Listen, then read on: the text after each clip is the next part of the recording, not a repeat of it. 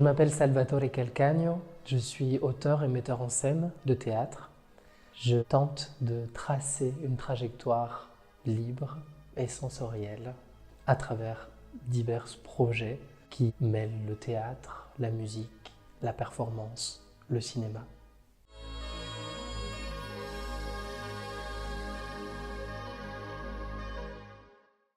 Ces différents médiums me permettent dans ma pratique d'aller tirer des fils et de tirer des lignes de force différentes. Le théâtre, c'est l'endroit du récit, de la narration, de l'acteur. Moi, j'ai un amour pour les acteurs et pour les actrices qui est gigantesque. C'est-à-dire que je construis même à partir de leur corps, de leur propre récit intime aussi. La performance, elle me permet aussi d'explorer d'autres endroits, d'autres outils, dans des choses beaucoup plus expérimentales, beaucoup plus légères. Et elle vient questionner aussi de manière un peu plus immédiate le rapport au public, le rapport à la musique. En fait, il est ancré en moi parce que j'ai une formation de musicien. Je construis mes spectacles comme des partitions où j'essaie de trouver le bon tempo, le bon rythme, le moment de suspension qui englobe le corps, la lumière, la voix. Et l'endroit du cinéma, c'est des inspirations. Moi, je fais quand même un théâtre d'image très esthétisé et donc il y a toujours un prisme cinématographique dans la manière de construire l'image au plateau.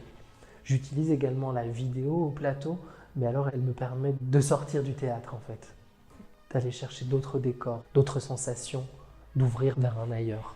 C'est tout un parcours aussi parce que j'ai créé plus de 22 projets qui ont pris des formes très différentes.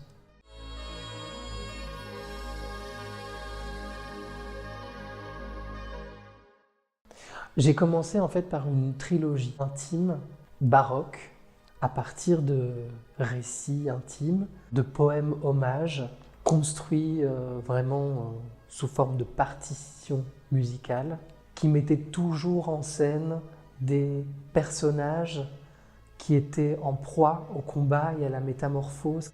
Petit à petit, je me suis intéressé aussi à des personnages et des figures issus du répertoire que j'ai adapté, notamment La Voix humaine de Jean Cocteau, Blanche Dubois dans Un tramway nommé Désir, le personnage de Bellissima dans Luchino Visconti, pour ouvrir aussi le portrait, mais dans une fiction qui ne m'appartenait pas.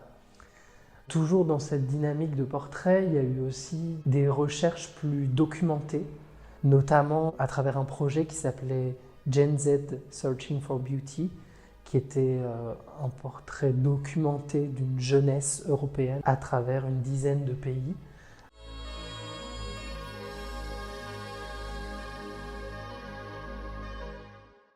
Alors, Apartamento, c'est un endroit de recherche artistique, d'exploration expérimentale et éphémère.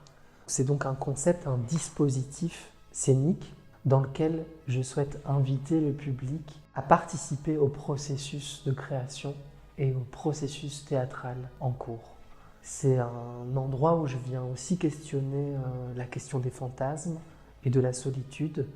En fait, je vais au cœur même de mon travail, c'est-à-dire l'endroit où je donne des indications à des interprètes qui me répondent ou qui me trahissent ou qui, à un moment donné, vont faire un pas de côté.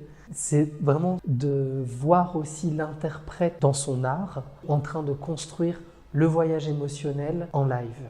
On se donne un cadre et à partir de ce cadre, il y a plusieurs chemins de liberté que l'interprète sait qu'il peut prendre, tout simplement. C'est ce que j'imagine, mais je ne sais pas là encore où ça va nous mener. Donc, placer le public entre le dialogue, me remettre à l'endroit du cœur du travail, de comprendre à nouveau quel est le feu intérieur, parce qu'il y a une certaine vibration et une tension si singulière